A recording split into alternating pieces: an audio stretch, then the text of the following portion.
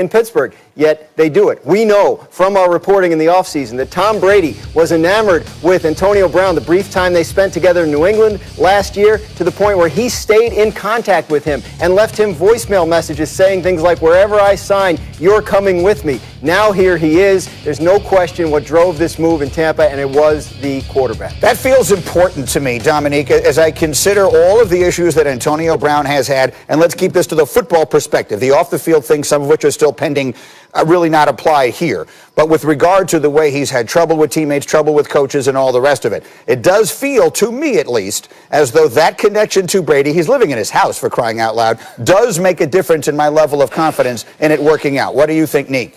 Yeah, it absolutely matters that the guy who's deciding where the ball goes, that you are living in one of his guest rooms or maybe a guest house somewhere on his estate. I think that absolutely matters. And AB, if they need to do some more practicing in the backyard to get their timing down, they can do all that. So I think it matters that the guy who seems to be making all the big decisions right now in Tampa, that guy seems to really believe in you and really want you there. So I think that bodes well for AB's production once he finally suits up. What do you think, Damien Woody? Listen, I don't worry about Antonio Brown off the field, to be quite honest with you. Antonio Brown knows the reason why he's in Tampa Bay. Okay, Tom Brady. And so I'm pretty sure he feels indebted. And like you said, hell, he's living with Tom Brady. So those guys going to have plenty of time to catch up, get some type of rapport, get some type of chemistry. I think Antonio Brown will come in, he's going to come in blazing. He's going to come in blazing. I think he's going to be very productive right off the bat, because the one thing we know about Antonio Brown, you can say whatever you want to say off the field. This guy, when it comes to practice and playing, there's no question he was the best receiver in the league for many years.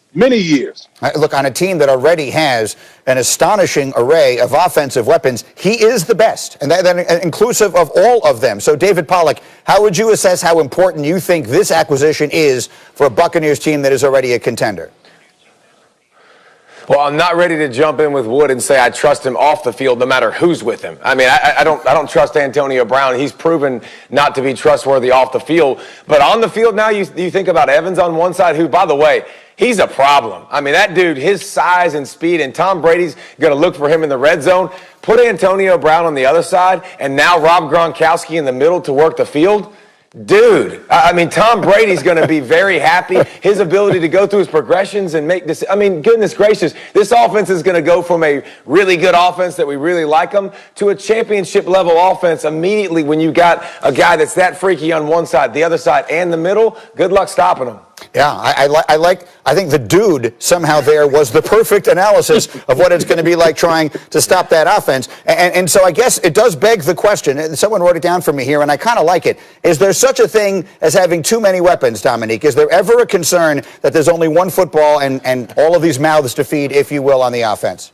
Yeah, I think we could go back to the Browns last year, and when it's kind of an immature, underdeveloped team that's trying to figure out its identity, I think that could be a problem trying to feed all the mouths. But when you have a team that I think that is led by Tom Brady and is making all the decisions and kind of understands what kind of offense they want to be, as long as your players are comfortable with buying in, which it seems like they are right now, I don't think having too many weapons is a problem. Honestly, Damien Woody, and you played with Brady at the very beginning of his career, so obviously he didn't have nearly the stature in the game that he has now.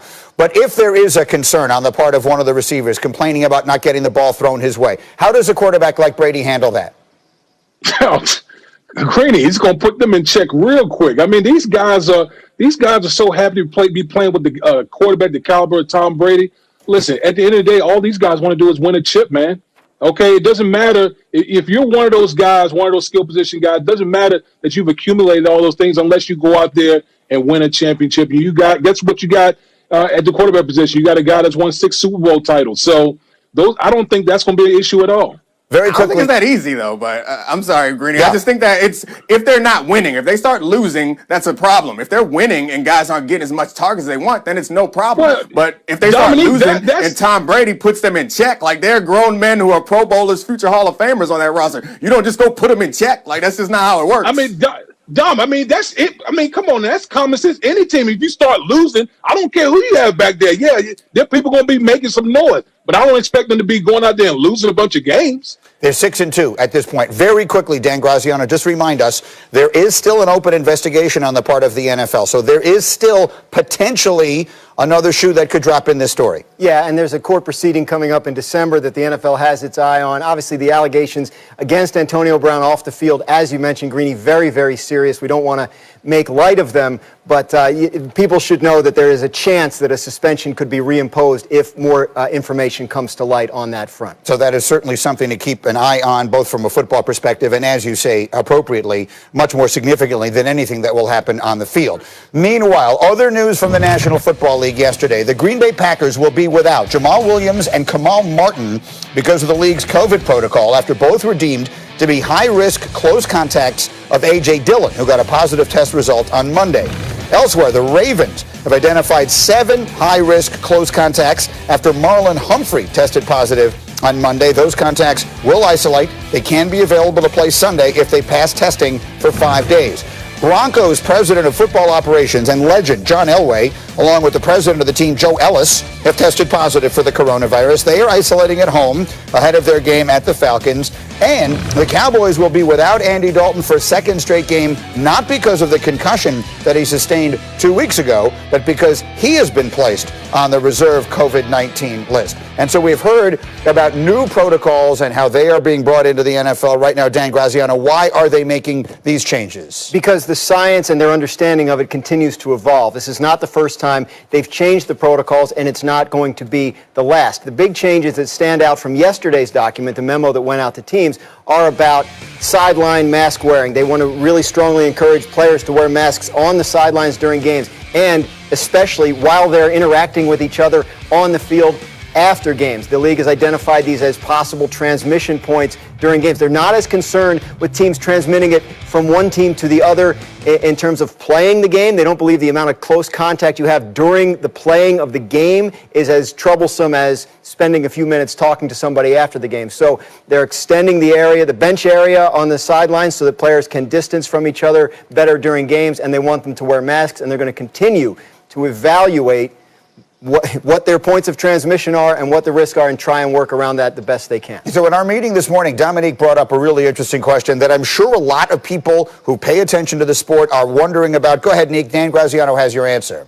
Oh, yeah, no, I was just wondering how we could do something about the fact that players are testing positive, like the Marlon Humphreys one and Stephon Gilmore, the morning after playing a game. Like, to me, you can't have players on the field in that situation. I don't understand how the protocols don't update to accommodate for that externality. Yeah, and look, they're testing them on the morning of the game, but they don't get the test result back until the next day. So the tests that came back positive Monday for Marlon Humphrey, for example, for A.J. Dillon, for example, were tests that were administered pregame. Now, obviously, if they get the test result back before the game or during the game, as the league said yesterday, they will remove that player or coach or staffer from the game immediately. But the key thing to understand is this was never about avoiding positive tests. It's about avoiding and limiting spread. So it's even more important than did he test positive. It's, okay, he tested positive. We got to get him isolated at home. We got to find out who he's been in close contact with. We got to get them isolated at home. We got to make sure this doesn't become an outbreak and put a lot of people in serious jeopardy. So until they can get to the point where you can get a reliable test result in 20 minutes, then you're going to be able to have guys test positive or test on game morning and only find out about it after the game. And you brought up one very important point that I'm sure a lot of fans have in their minds, because we just saw this at the World Series with Justin Turner. Yes. They did say that if they got a result back during a game, what would they do? They would remove the player or coach or staffer from the game immediately and begin the contact tracing process. This is, you got this from a conference call yesterday? Yeah, Dr. Alan Sills, the league's chief medical officer, on a conference call with reporters yesterday, said that explicitly. Yeah, so obviously, again, the teams and the leagues can learn from their own mistakes. They can learn